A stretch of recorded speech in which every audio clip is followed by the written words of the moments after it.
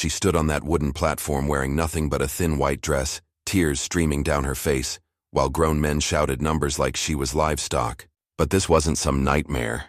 This was Tuesday afternoon in Millfield, Kansas, and 19-year-old Cordelia May was about to be sold to the highest bidder.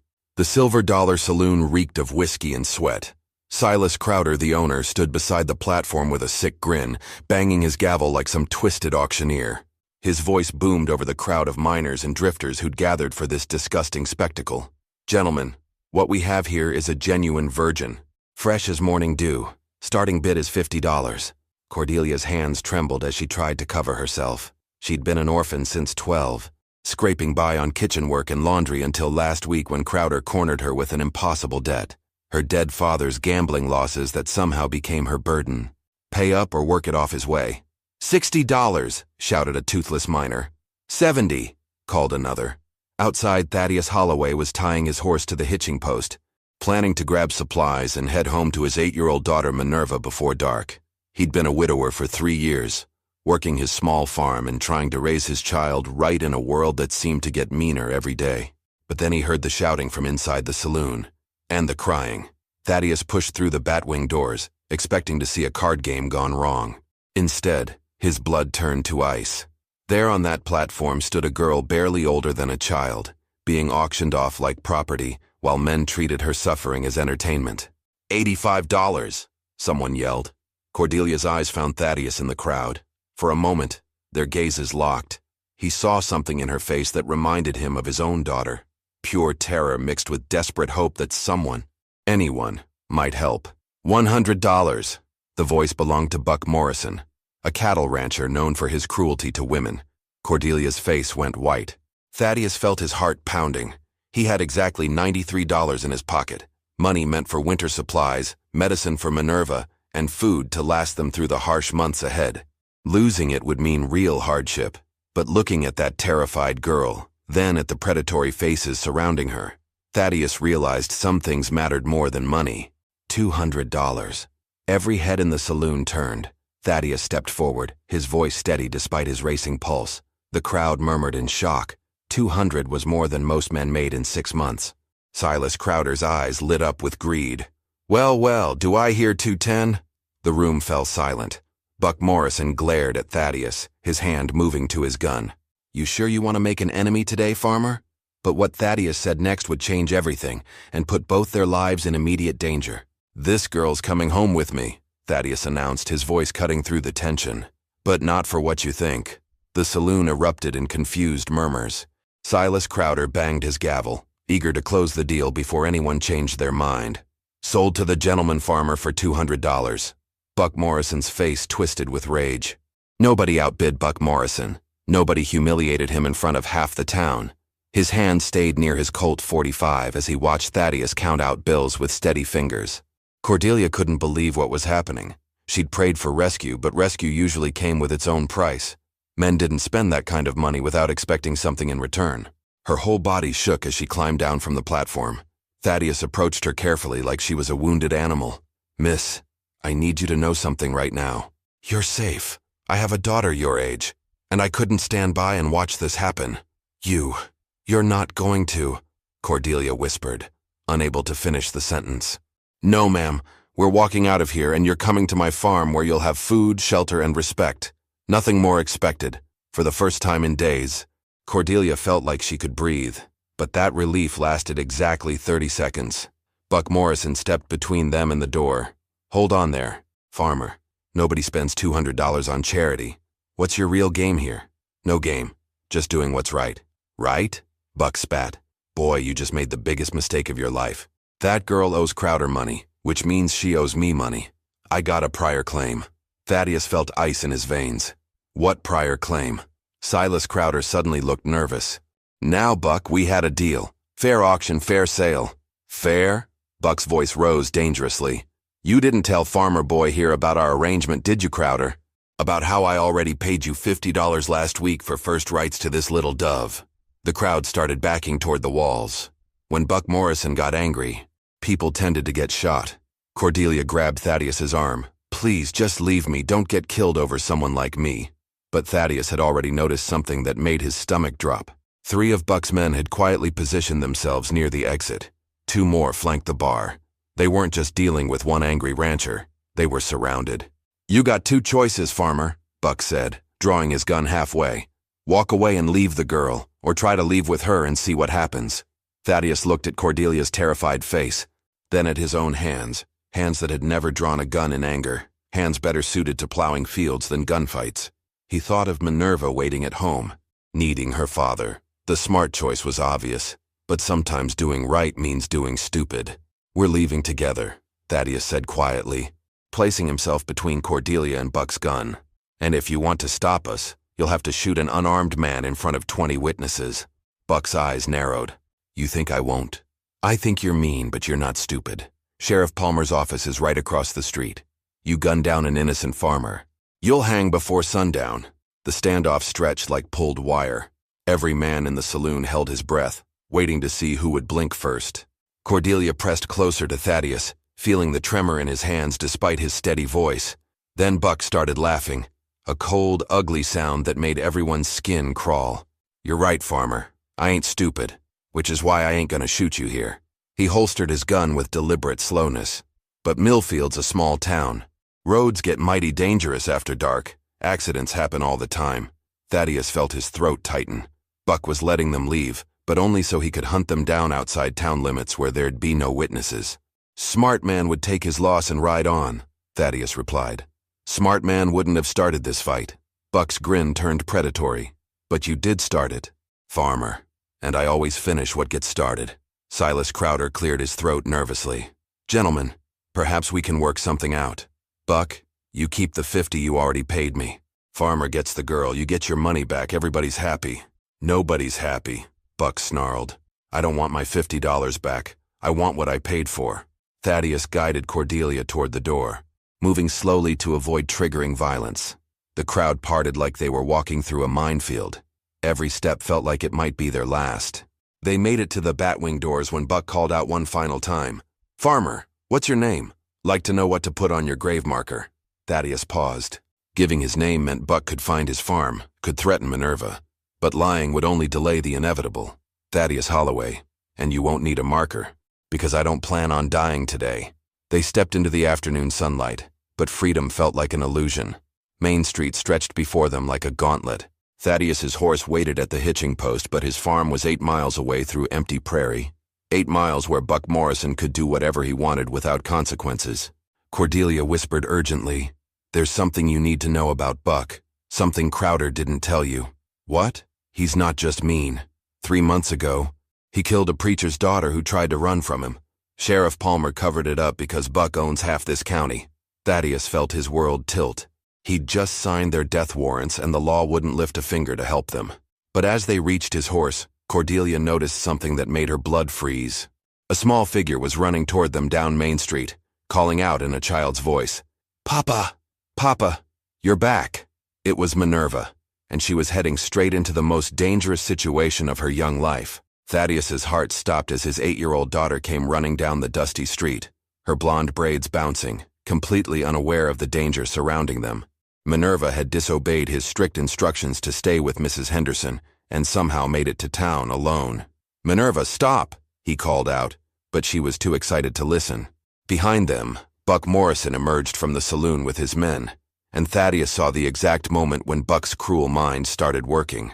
The rancher's eyes locked onto the approaching child, and his grin became something monstrous. "Well, well," Buck said loud enough for everyone to hear. "Looks like Farmer Boy brought his little girl to town. Sweet thing, ain't she?" Cordelia grabbed Thaddeus's arm. "He's going to use her against you." Minerva reached them, breathing hard from her run. "Papa, Mrs. Henderson got sick and I was scared, so I came to find you and—" She stopped mid-sentence, noticing the strange woman beside her father and the tense faces all around them. "Honey," Thaddeus said carefully, "I need you to get behind me and stay very quiet." But Buck was already moving closer, his spurs jingling with each deliberate step. "That's a mighty pretty daughter you got there, Holloway. Be a real shame if something happened to her on account of your poor judgment." The threat hit Thaddeus like a physical blow. This wasn't just about him and Cordelia anymore. Buck had just made it clear that Minerva was now part of this deadly game. "You touch one hair on her head," Thaddeus started. You'll what? Buck interrupted. Fight me? You ain't even armed, farmer, but I tell you what I'm gonna do. I'm gonna give you one last chance to be smart. Leave the girl here with me and walk away. Your daughter goes home safe, you go home safe, everybody's happy. Leave Cordelia with you, you mean? That's exactly what I mean. Thaddeus felt the impossible weight of the choice crushing down on him. Save Cordelia and risk his daughter's life, or sacrifice Cordelia to protect Minerva. Either decision would destroy something inside him. Minerva tugged on his coat. Papa, I'm scared. Who is this man? Cordelia knelt down beside the little girl. Honey, my name's Cordelia. Your papa's trying to help me, but it's gotten complicated. Are you in trouble? Yes. Sweetheart, bad trouble.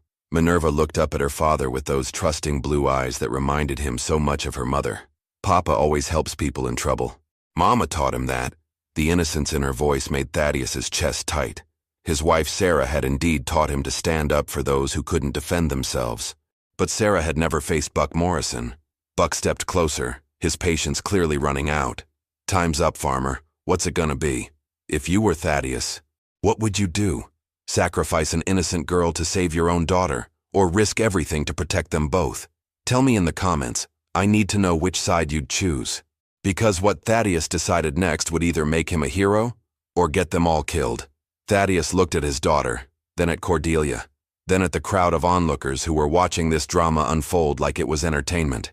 In that moment, he realized something that changed everything. You're right, Buck, I'm not armed. Thaddeus's voice carried a strange calm. But you're wrong about one thing. Yeah? What's that? You think this is just between you and me. But look around. Buck frowned, momentarily confused, and that confusion was about to cost him everything.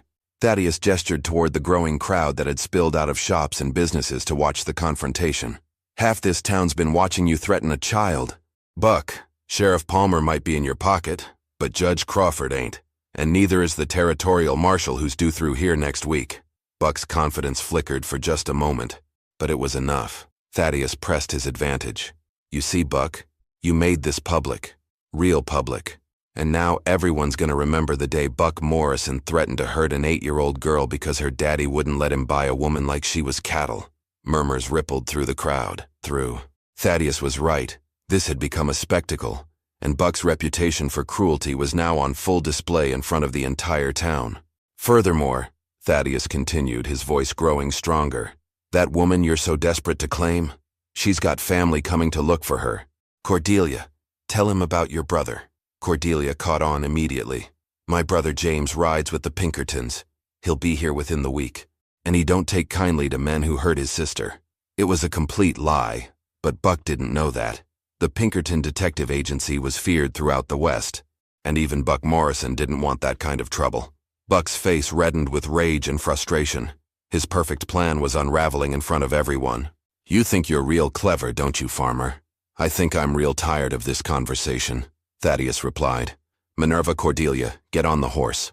But as they moved toward the hitching post, Buck made a desperate play. Tommy, Jake, block their path!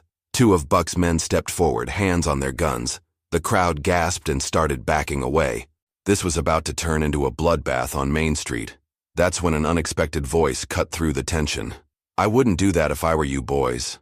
Everyone turned to see Doc Whitman emerging from his office across the street, but he wasn't alone. Behind him came Reverend Mills, shopkeeper Harold Chen, and 6 other townsmen, all armed. Doc Whitman adjusted his spectacles and addressed Buck directly. Morrison, we've had enough of your bullying in our town. These good people have done nothing wrong, and we won't stand by and watch you terrorize a child. Buck looked around wildly. Suddenly, his 5 men seemed awfully outnumbered. The crowd that had been passive observers was now clearly taking sides, and they weren't taking his. This ain't over, Buck snarled. Yes, it is, Doc Whitman said firmly. Pack up your men and ride out. Today, and don't come back to Millfield. For a moment, it looked like Buck might draw anyway. Consequences be damned. His hand hovered over his gun while 8 armed men faced him down. Then Silas Crowder made everything worse. Buck, you still owe me $300 from last month's poker game. Maybe it's time to settle accounts. Buck's face went white. He'd forgotten about that debt. And now he was cornered financially as well as physically. But what Crowder said next would spark the violence everyone was trying to avoid. If you're enjoying this story, hit that subscribe button because it's about to get even more intense. Matter of fact, Crowder continued with a nasty smile, I think that debt just transferred to our new friends here. Congratulations, farmer. You just inherited Buck Morrison's biggest problem. The implications of Crowder's words hit everyone at once. If Buck owed Crowder money, and Crowder was transferring that debt to Thaddeus, it meant Buck now had a legal claim that he could pursue through violence. That's not how debts work. Crowder, Doc Whitman said sharply. Actually, it is, came a new voice from the crowd. Judge Crawford himself had arrived, drawn by the commotion. If Crowder wants to assign Morrison's debt to Holloway, that's his right. But, he continued, raising his voice as Buck started to grin, Morrison would have to agree to the transfer, and the debt would have to be legitimate. Buck's grin faded. Judge Crawford was known for his strict interpretation of the law, and he clearly wasn't intimidated by anyone. Show me the paperwork, Crowder, the judge demanded. Silas Crowder's face went pale. There was no paperwork because the poker debt was actually fictional, a desperate attempt to create leverage. Well, you see, Judge, it was a gentleman's agreement. No paperwork means no legal debt, Crawford announced. Morrison, you and your men have exactly 10 minutes to leave town before I charge you with disturbing the peace and threatening children. Buck's last card had been played and lost. His men were already backing toward their horses, clearly eager to avoid a shooting war with half the town. But Buck Morrison had never been one to accept defeat gracefully. This ain't over, Holloway, he spat. Not by a long shot. You cost me money, you cost me face, and you made me look like a fool. I got a long memory and longer reach than you think. Thaddeus helped Cordelia and Minerva onto his horse. I reckon it is over, Buck. You lost fair and square. Fair? Buck's laugh was bitter. Boy, you don't know the first thing about fair. But you're gonna learn. As Buck and his men rode out of town, the crowd began to disperse. Doc Whitman approached Thaddeus with a concerned expression. Son, you did the right thing today, but Morrison's not the type to forget a grudge. You might want to consider staying in town for a few days, let things cool down. Thaddeus shook his head. Can't do it, Doc. I got a farm to run and animals to feed. Besides, running scared just invites more trouble. Then take this. Doc Whitman pressed something into Thaddeus's hand, a small Derringer pistol. It ain't much, but it's better than nothing. Cordelia looked at the little gun with obvious fear. Maybe the doctor's right. Maybe we should wait. No, Thaddeus said firmly. We leave now, while we have daylight and witnesses to our departure. Buck's more likely to try something if we look afraid. They were preparing to leave when Minerva tugged on her father's sleeve. Papa, the lady seems sad.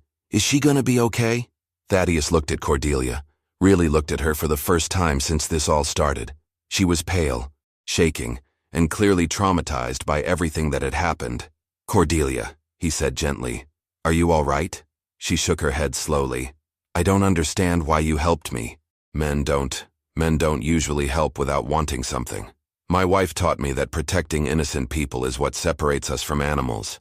You're innocent, and you needed protecting. Tears started flowing down Cordelia's cheeks. Your wife sounds like she was a wonderful woman. She was. And she'd want me to make sure you're safe. But as they finally rode out of Millfield toward Thaddeus's farm, none of them noticed the lone rider who had been watching from the hills above town. Buck Morrison had sent one of his men ahead to scout the route home. The real danger was just beginning. The ride to Thaddeus's farm should have taken 40 minutes. They made it halfway before the shooting started. It happened at Devil's Canyon, the narrow pass where the road wound between two rocky hills. Thaddeus had always hated this stretch. Too many places for ambushes, too few escape routes. The first bullet shattered the silence, kicking up dust inches from their horses' hooves. Thaddeus immediately pulled the reins, steering them behind a large boulder as more shots rang out. Stay down, he shouted, covering Minerva and Cordelia with his body. From the hills above came Buck Morrison's voice, ugly with triumph. Thought you were real smart back in town, didn't you, farmer? But out here, ain't no judge to protect you. Thaddeus counted the muzzle flashes. 4 men on the left ridge, 2 on the right. They were completely surrounded with nowhere to run. What do you want, Buck? Thaddeus called out. I want my property back. And I want you to pay for making me look like a fool. Cordelia grabbed Thaddeus's arm. Just give me to him. Don't let him hurt Minerva because of me. Nobody's giving anybody to anybody, Thaddeus said firmly. He pulled out Doc Whitman's Derringer, knowing it held only 2 shots against 6 armed men. Minerva was crying softly. Papa, I'm scared. I know. Honey, just stay behind this rock and don't move no matter what happens. Another volley of shots peppered their hiding spot. Buck was clearly enjoying this, drawing it out, terrorizing them before moving in for the kill. Then Thaddeus heard something that made his heart race. Hoofbeats. More riders approaching fast from the direction of town. "Buck!" shouted a familiar voice. "This is Judge Crawford. You're surrounded." The shooting stopped abruptly. Thaddeus risked a look around the boulder and saw an amazing sight. Doc Whitman, Reverend Mills, and 8 other townsmen had ridden out after them, armed and ready for a fight. "You got no authority out here, Crawford," Buck yelled back. "I got all the authority I need. You're threatening innocent people in my jurisdiction." "Your jurisdiction ends at the town limits. Not when I'm pursuing criminals who disturbed the peace in my town." For several tense minutes, the two groups faced off across the canyon. Buck's 6 men against Crawford's 9. The odds had shifted dramatically. Then Cordelia did something that shocked everyone. She stood up from behind the boulder, fully exposing herself to Buck's guns. "Buck Morrison!" she called out in a voice that carried clearly across the canyon. "I got something to tell you about Silas Crowder that's gonna change everything." "Cordelia, get down!" Thaddeus hissed. But she ignored him, her voice growing stronger. "Buck, you want to know why Crowder was so eager to auction me off? You want to know the real reason he set this whole thing up?" Buck's curiosity got the better of his anger. "What are you talking about, girl? Crowder's been stealing from you for months, that poker debt he mentioned. He made it up because he's been skimming from your cattle sales. I kept his books. I know where he hides the money." The silence that followed was deafening. Then Buck's voice came back, but now it was directed at his men. "Boys, I think we've been shooting at the wrong people." Buck Morrison rode down from the ridge, his gun still drawn but no longer pointed at them. His face showed the dangerous calculation of a man whose anger had found a new target. "You saying Crowder's been stealing from me?" Buck demanded. Cordelia nodded, her hands trembling but her voice steady. 3 months I worked in that saloon keeping his ledgers. Every cattle deal you made, every sale, every transaction, Crowder took 20% off the top and doctored the books to hide it. Where's the money? Hidden in a false bottom of his office safe. Has to be close to $2,000 by now. Buck's eyes went cold as winter. $2,000 was serious money, enough to buy a small ranch or pay a dozen men's wages for a year. If Cordelia was telling the truth, Crowder had been stealing his future. Judge Crawford rode closer, keeping his rifle ready. "Morrison, this doesn't change what you did here today. Attempted murder is still attempted murder." But Buck was already backing away. "Judge, I think we got a misunderstanding here. I was just trying to recover stolen property. My money that Crowder stole. By shooting at innocent people? Warning shots," Buck said with a straight face. "Just trying to get their attention." Thaddeus knew Buck was lying, but he also knew the man was looking for a way out that didn't involve more gunfight. Smart men took the exits they were offered. "So we're done here?" Thaddeus asked carefully. Buck looked at Cordelia one more time, and for a moment his old hunger flickered in his eyes. Then the practical side of his nature won out. "Girl, you come testify about Crowder's thievery, and we're square. You helped me recover my stolen money. I'll forget about our other business." Cordelia nodded quickly. "I'll tell Judge Crawford everything I know." "Good enough." Buck turned his horse toward town. "Boys, we got a saloon keeper to visit." As Buck and his men rode away, Thaddeus finally allowed himself to breathe. The immediate danger was over, but he knew Cordelia had just made herself a very valuable witness, and potentially a target for Crowder. Judge Crawford approached them with a relieved expression. "That was quick thinking, young lady, but you realize Crowder's going to be mighty unhappy when he finds out what you just did." "Crowder can't hurt me anymore," Cordelia said with surprising confidence. "I'm not alone now." She looked at Thaddeus and Minerva, and for the first time since this all began, she smiled. It was a small smile, fragile as spring ice, but real. The ride back to Thaddeus's farm was peaceful. Minerva chattered excitedly about the adventure, already turning it into a grand story in her mind. Cordelia rode quietly, still processing her newfound freedom. As they approached the small farmhouse with its neat garden and white-painted fence, Cordelia felt something she hadn't experienced in years. Hope. "It's not much," Thaddeus said apologetically, "but it's safe and there's always enough food." "It's perfect," Cordelia whispered, and meant it. Over the following weeks, Cordelia testified against Silas Crowder, who was arrested for theft and forced to close his saloon. Buck Morrison, surprisingly, kept his word and left her alone, apparently satisfied with recovering his stolen money and seeing Crowder ruined. Cordelia found her place on the farm, helping with cooking, mending, and teaching Minerva to read. Thaddeus discovered that having another adult around made the hard work of farming easier, and the quiet evenings less lonely. They never spoke of love, but it grew between them like wildflowers, quietly, naturally, without forcing. 1 year later, when Reverend Mills married them in the little church in Millfield, the whole town came to celebrate. Even Judge Crawford attended, commenting that it was nice to see a story that started with such ugliness and with such beauty. Sometimes doing the right thing costs everything, but sometimes if you're very lucky it gives you everything you never knew you needed. If you enjoyed this story and want to see more tales of courage, redemption, and the untamed American West, make sure to subscribe to our channel. We've got many more stories that will take you back to a time when honor meant everything, and a man's word was his bond. Now click on the video on the screen to hear a story even better than this one, with a twist so powerful you won't forget it anytime soon. Click on the video now.